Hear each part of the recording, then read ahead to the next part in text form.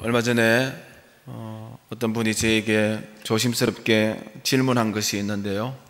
목사님은 목회의 중점을 어디에 두고 목회를 하십니까?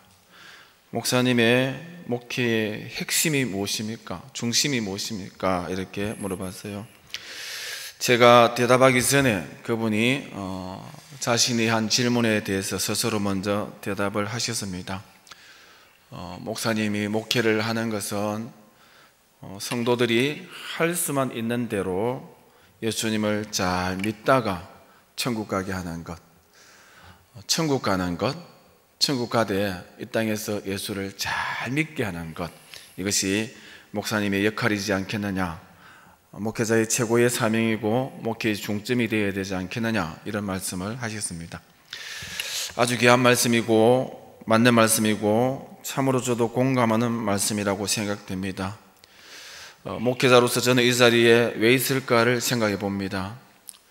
제가 목회자 자리에 있는 가장 1차적이고 가장 근본적인 이유는 그분이 말씀한 것처럼 저와 여러분이 천국 갈 때까지 이 땅에 예수님을 믿되 좀 더 잘 믿는 것, 이것이 목회자의 역할이죠. 이 세상은 유한합니다.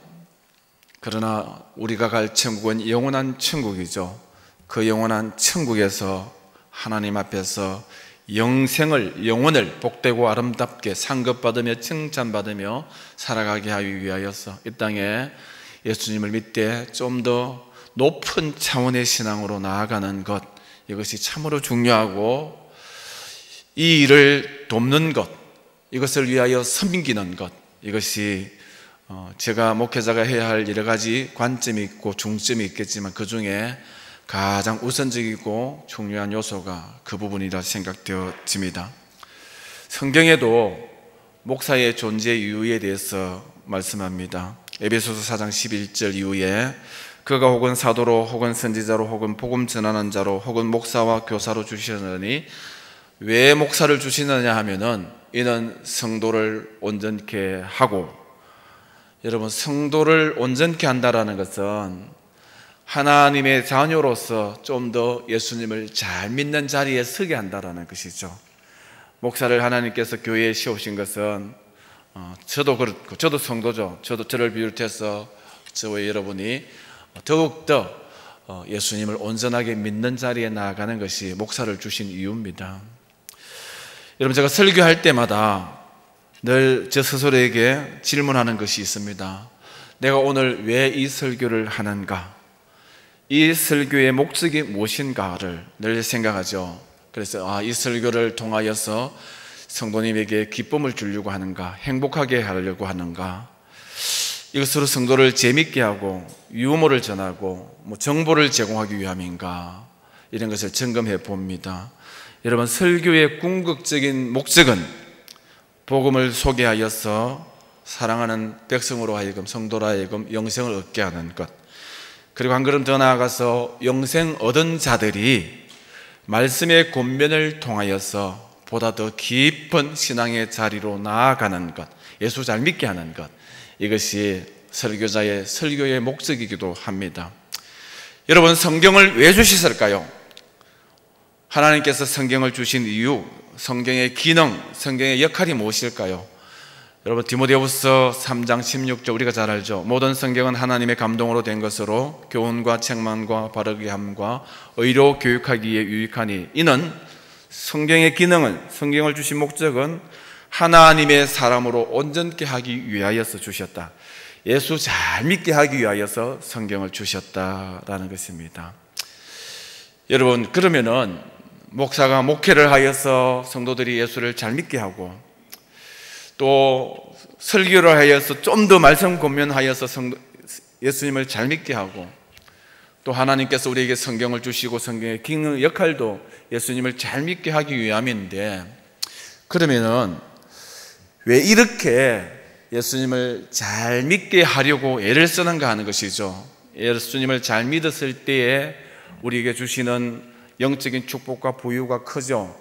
그것을 떠나서 왜 이렇게 애를 써야 되느냐 하는 것은, 첫 번째, 여러분, 예수님을 잘 안 믿는 성도들이 있기 때문에 이 필요성이 존재한다라는 것이죠. 여러분, 저마다 신앙의 수준이 다르고 성숙도가 약합니다. 그래서 할 수만 있으면 좀 신앙을 끌어올리고자 하는 이런 필요가 있고, 이런 열망이 있고, 사모함이 있고, 이런 사명이 있기 때문에 예수를 잘 믿게 해보려고 교회가 이렇게 애를 쓰고 노력하고 수고하는 것입니다. 그래서 성경도 디모데전서 4장 15절에 이 모든 일에 전심전력하여 너의 진보를 모든 사람 앞에 나타내 보여라. 여러분, 우리가 처져 있으니까, 우리의 신앙의 성숙과 수준이 낮으니까 말씀이 우리에게 자꾸만 권면합니다. 너희가 좀 더 믿음의 진보, 신앙의 진보를 나타내 보여라, 증거하라. 이렇게 신앙의 진보를 요구하고 있는 것을 볼 수 있습니다. 왜 예수를 잘 믿도록 이렇게 애를 써야 됩니까? 여러분, 우리가 아무리 잘 믿는다 해도 여러분, 이 정도 믿으면 잘 믿는다라는 수준의 한계가 끝이 없다라는 것이죠. 성경 말씀 보니까 우리가 다 하나님의 아들을 믿는 것과 아는 일이 하나가 되어서 온전한 사람을 이루어 예수님을 잘 믿되 어디까지 잘 믿어야 된다고요? 그리스도의 장성한 분량이 충만한 데까지 이르리니. 여러분, 세 번역에 보니까 그리스도의 충만하심의 경지까지 이르러야 된다라는 것입니다. 제가 여러분, 예수님 오실 때까지 계속해서 설교를 할 수밖에 없는 이유, 교회가 성도들을 가르치고 권면하고 예수님을 잘 믿도록 격려하고 독려할 수밖에 없는 이유는 우리가 아무리 예수를 잘 믿는다 해도 끝이 없다라는 것이죠. 더 잘 믿어야 되고, 잘 믿으면 더 잘 믿어야, 어디까지 잘 믿어야 된다고요? 예수님의 충만하심의 경지에까지 이르라고 우리에게 요구합니다. 그렇게 높은 경지에까지 우리가 예수님을 잘 믿어야 되기 때문에 이 필요가 존재합니다. 우리 화백님 집에 가서 그림을 봤는데 너무 그림이 은은하게 사실적이고, 그림을 잘 모르기 때문에 사실적이라는 말이 맞는지 모르겠습니다. 너무 이렇게 깊이가 있더라고요. 이렇게 바깥 모습 안에 또 그림에 터치가 되었고, 그 안에 터치가 되었고, 여기까지 다 묘사하는 데는 마음을 담고 정성을 담고 이렇게 정말 실력이 있어야 이런 그림을 그리겠다라는 생각을 했는데, 그림이 좋네요 제가 하니까, 목사님 아직 멀었습니다. 아직 멀었습니다. 이제 뭐 시작인데요. 아니, 이 정도 잘 그리면 됐지, 이보다 어떻게 더 잘 그릴 수 있습니까? 또 다른 경지가 있습니까? 아이고, 지금 시작입니다. 이렇게 말씀하시더라고요. 여러분, 그림에도 오랫동안 그림을 그리고 유명한 화백이고 잘 그리는 분들도 여러분, 그림의 경지가 끝이 없다라는 것이죠. 예수님을 믿는 저와 여러분이 뭐 이 정도 믿으면 됐다가 아닙니다. 예수 그리스도의 장성한 분량에까지, 충만하심의 경지까지 우리가 잘 믿어야 되기 때문에 날마다 예수 잘 믿는 노력이 저와 여러분에게 필요하다라는 것이죠. 저와 여러분이 예수님을 좀 더 잘 믿을 때까지, 그리스도의 충만하심의 경지에 보다 더 가까이 나아갈 때까지, 하나님이 거룩하시기 때문에 그 거룩하심에 우리의 삶이 날마다 보다 가까이 나아갈 때까지 저는 부단히 설교해야 되고, 목회를 해야 되고, 권면해야 되고, 교회는 이 일을 감당해야 된다라는 것이죠. 오늘 말씀의 제목이 그래서 틈입니다. 틈이 뭐죠? 사전적인 의미로는 벌어져서 사이가 난 자리가 틈이죠. 틈새, 간격 차이. 성경이 요구하는 수준과 우리 믿음의 수준에 틈이 있고 간격이 있다라는 말입니다. 예수님의 충만하심의 경지와 우리 경건의 경지, 수준이 차이가 있다라는 것이죠. 틈이 있습니다. 그래서 여러분, 우리는 이 틈을 메꾸어야 된다라는 것이죠. 성도와 성도 사이에도 믿음의 수준이 있고, 여러분, 경건의 수준이 있고, 성숙의 수준이 있습니다. 모든 성도들이 다 같이 잘 믿을 수 있도록 틈을 메꾸는 것, 수준을 끌어올리는 것, 이것이 얼마나 중요한지 모른다라는 것이죠. 어떤 할아버지 할머니가 함께 길을 가다가 할머니가 다리가 아파서 할아버지에게 좀 업어달라고 졸랐습니다. 영감 좀 업어줘, 이렇게 했어요. 그래서 할아버지가 할머니를 업고 가는데 할머니가 할아버지에게 미안해서 말을 건넵니다. 영감 나 무겁지 하니까 할아버지가 그래 제법 무겁네. 왜 무거운데 하니까 할아버지가 이야기합니다. 머리는 돌이지, 얼굴에는 철판 깔았지, 간땡이는 부었지, 뭐 그러니까 무거울 수밖에 없지, 이렇게 했다는 거예요. 돌아오는 길에 이번에는 할아버지가 할머니에게 부탁했습니다. 할머니 나 좀 업어줘 했습니다. 그래서 할아버지가 할머니를 업고 오는데 할아버지가 물었습니다. 나 가볍지 안 무겁지? 이래 물어보니까 아니 그래 할멈 나 무겁지 이러니까 할머니가 이야기하기를 아니 하나도 안 무거워, 정말 가벼워. 아니 남자고 당신은 여자인데 내가 안 무겁느냐고. 그래 안 무겁다고. 왜 안 무겁느냐고. 할머니가 이야기합니다. 머리는 텅텅 비었지, 주둥이는 싸지, 썰개는 빠졌지, 허파에 바람이 들어갔지, 아주 가벼워. 이렇게 했다는 거예요. 그러다가 할아버지 할머니가 알콩달콩 길을 가다가 이제 마을 어귀에 오니까 경상도 할머니들이 정자나무에 앉아서 이야기를 주고받습니다. 경상도 할머니니까 말을 경상도 사투리를 쓰겠죠. 그래서 어이 예수님이 죽었다카네. 와 죽었다카노? 못에 찔려 죽었다 안 카나? 아이고 그 양반 머리 풀어 헤치고 다닐 때 알아봤다라는 거예요. 옆에 있던 다른 할머니가 그런데 어이 그 예수 양반이 누구? 할머니가 대답하죠. 몰라, 우리 며느리가 아버지 해샀는 거 보니까 아마 우리 사돈 어르신 같지. 그럼 문상은 갔나? 아니 안 갔다. 왜 안 갔는데? 갈라카이 사흘 살아났다 안 가나? 갈 필요 없게 됐다. 이렇게 하는 거예요. 여러분 방금 이 우스갯소리에도 수준의 차이가, 복음에 대한 인식의 차이가 있죠.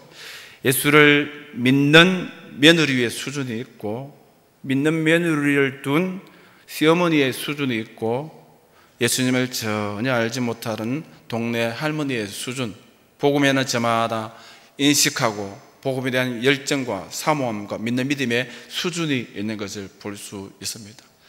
여러분 어쩌면 제가 이런 우스갯소리를 억지로 끼워 맞춰서 안 해도 되는데 오늘 여기 앉아있는 여러분들의 말씀을 사모하는 수준 때문에 그렇습니다. 오늘 여기 앉아있는 여러분의 건강과 또 피곤함의 수준 때문에 제가 또 중간에 이런 이야기를 해야 됩니다. 만약에 모두 다 딱딱한 복음의 말씀 앞에 그럴지라도 사모함으로 눈이 동그랗고 그렇지 예수님과 우리는 수준이 있지, 내 형편은 형편없지, 예수님 잘 믿어야지, 그래 좀 더 수준을 올려야지, 뭐 이런 마음으로 여러분 집중하면은 뭐 이런 우스운 이야기 안 해도 되죠, 그죠? 주님, 말씀이 내게 들어올 틈이 없습니다. 저는 주 안에서 피곤해서 편히 이렇게 안식하고 갈립니다.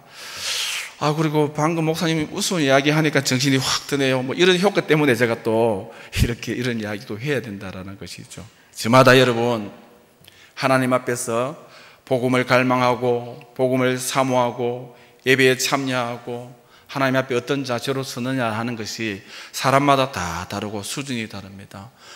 오늘 말씀의 제목이 틈인데, 여러분 오늘 본문의 말씀 가지고 수많은 교회사의 목회자들이 설교를 했을 거예요.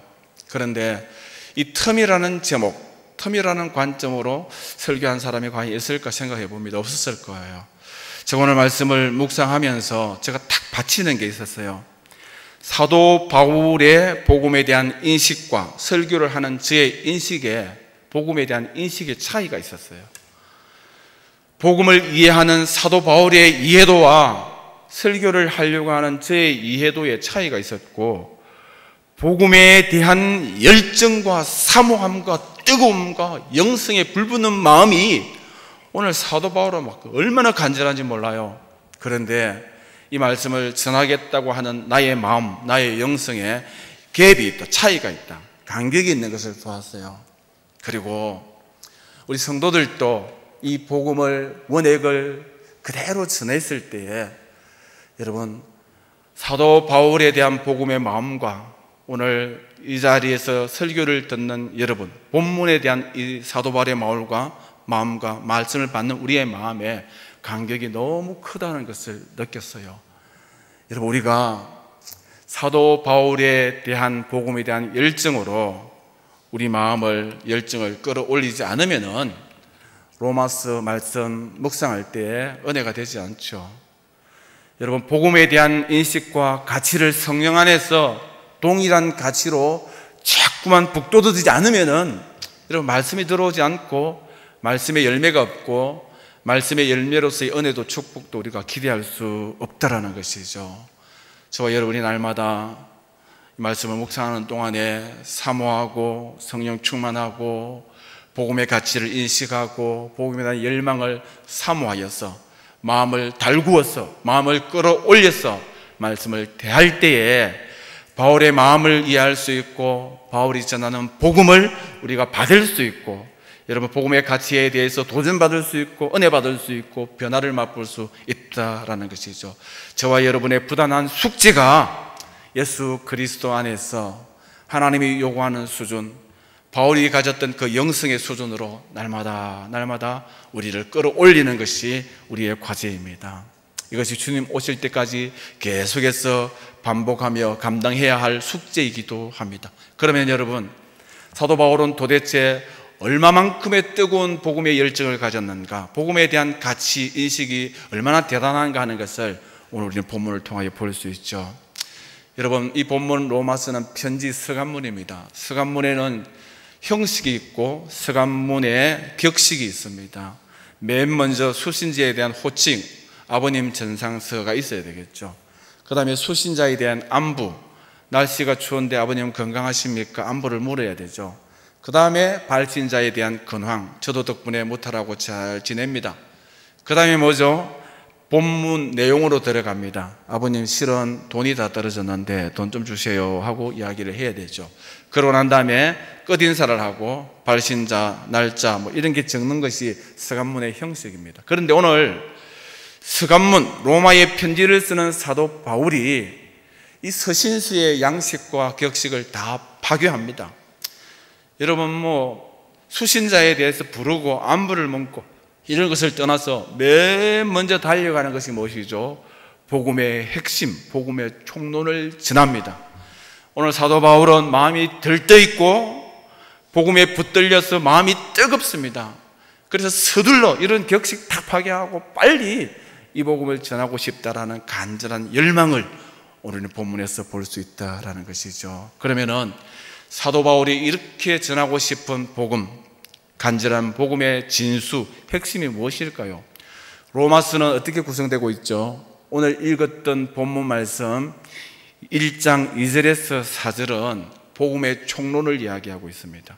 그 다음에는 총론에 대한 풀어 쓰는 강론들이, 상세한 설명들이 열거되고 있는 것을 볼 수 있죠.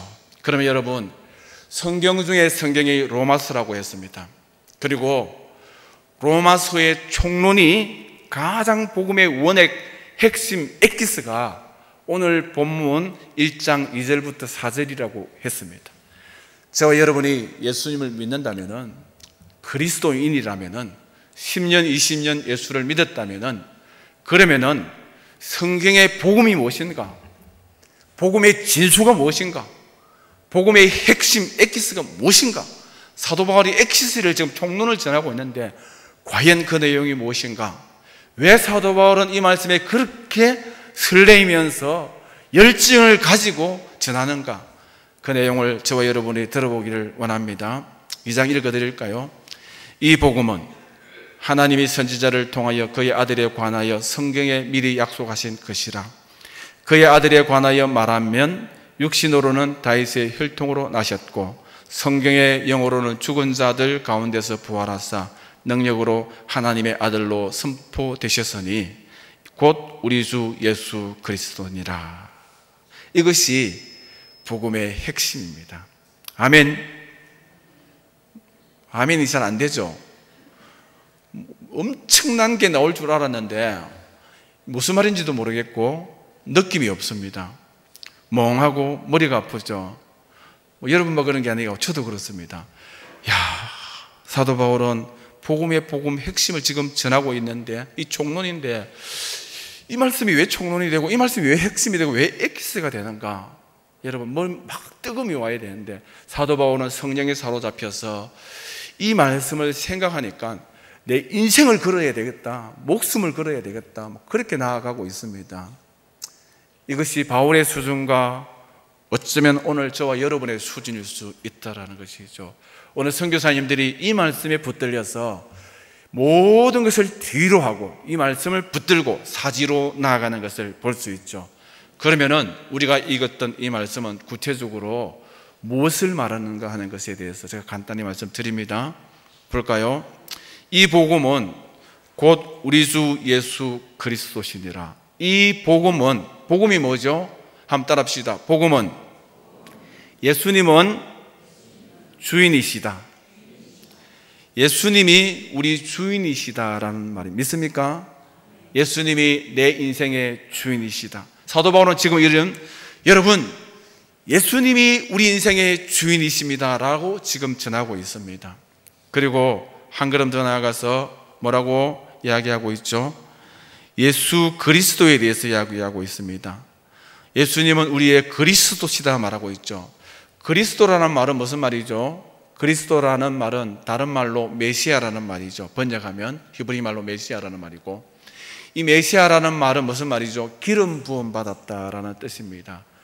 여러분, 예수님이 메시아 그리스도, 기름 부음 받은 자, 무슨 뜻이죠? 예수님이 우리의 왕중 왕으로 기름 부음 받았다. 예수님이 우리의 대제사장으로 기름 부음 받았다. 예수님이 우리의 대선지자로 기름 부음 받았다. 하나님과 우리 사이를 중매하는 대제사장, 무슨 말이죠? 예수님은 우리의 구세주다라는 말이죠.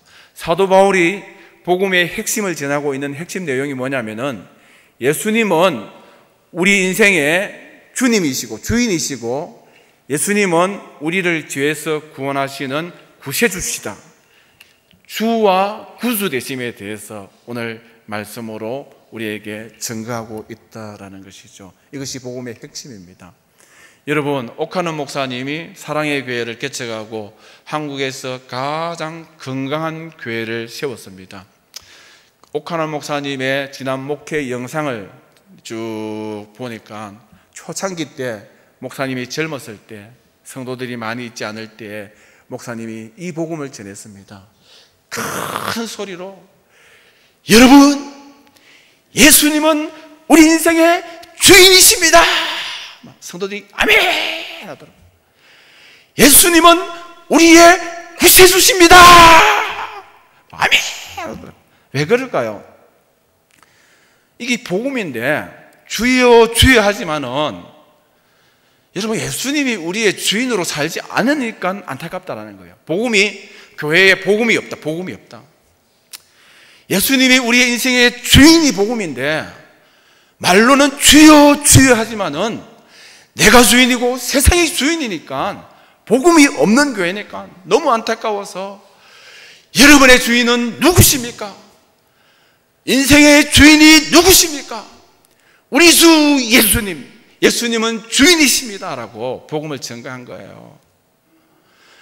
예수님은 그리스도, 제사장이요 선지자요 내 인생을 왕이고 통틀어 구세주신데, 예수님이 그리스도가 아닌 거예요. 교회에 염려가 많고 걱정이 많고 불평이 많고 힘들고 어릴 때 끝없이 낙심하고 좌절하니까 도대체 교회에 복음이 있는가 하는 거예요. 예수님이 그리스도 구세주더라고 이야기하는데 정말 이 복음을 가슴에 담고 있느냐, 믿고 있느냐, 소망하고 있느냐 하는 거예요. 그래서 목사님이 예수님은 우리의 구세주십니다, 이 구세주를 진짜 믿고 생활 속에서 실천하고 이 구세주의 열매를, 주님의 구세주의 역사를 맛보자라는 그런 간증, 그런 메시지를 전하는 것을 보았어요. 사도 바울은 지금 그 마음으로 예수님은 우리의 주인이요 우리의 그리스도라고 복음의 핵심을 전하고 있습니다. 예수님 주님 구세주만큼 강하고 원액적인 복음이 없습니다. 이것이 복음이죠. 원액이죠. 한 걸음 더 나아가서 사도 바울이 복음의 정수를 이야기합니다. 육신으로는 다윗의 혈통으로 나셨고 성길의 영으로는 하나님의 아들로 선포되었다. 무슨 말이죠? 예수님은 육신으로 온 인성을 가진 인간이다라고 증거하는 거예요. 여러분, 예수님이 인간이시다는 것을 믿어야 돼요. 믿습니까? 목사님 무슨 그런 이단 같은 소리를 합니까? 예수님은 신성을 가지신 하나님이시지요. 예수님은 인성과 신성을 다 가졌다라고 오늘 복음의 핵심을 전하는 거예요. 만약에 예수님께서 인성을 가지신 육신으로 다윗의 혈통으로 인간의 피를 가지고 태어나지 않은 예수님이라면은 예수님의 십자가 고통이 고통이겠습니까? 그냥 신이면은, 신성을 가졌으면은, 인성이 없으면은 못을 박아도 아프지 않을 것이고, 조롱을 당해도 부끄럽지 않을 것이고, 가시멸군을 찌내도 아무 느낌이 없고, 저와 여러분의 죄의 값을 감당할 수가 없는 거예요. 예수님이 인간 예수님으로 오셨기 때문에 하나님 아버지, 할 수만 있으면 이 재앙을 피해가게 할 수 없습니까? 하고 갈등하고 아파하고 두려워했던 예수님의 인간 모습을 볼 수 있죠. 예수님이 인성을 가지신 육신으로 오셨기 때문에 저와 여러분의 죄값을 그대로 감내하고 고통하며 십자가를 감당하셨다. 죄의 대가를 다 지불하셨다라는 것이죠. 이것을 지금 사도 바울이 이야기하고 있죠. 그리고 예수님은 신성을 가지고 오셨습니다. 인간이면서 예수님은 신이십니다. 하나님이시죠. 이 말은 무슨 말이죠? 십자가의 고통, 죽음을 극복할 수 있고 구원을 완성할 수 있다는 것이죠. 만약에 예수님이 신성이 없었다면 십자가에서 죽는 죽음으로 끝나는 것이고 우리를 구원할 수 없고 부활을 맛볼 수 없다는 것이죠. 오늘 사도 바울은 너무 중요한 핵심을 말씀하고 있습니다.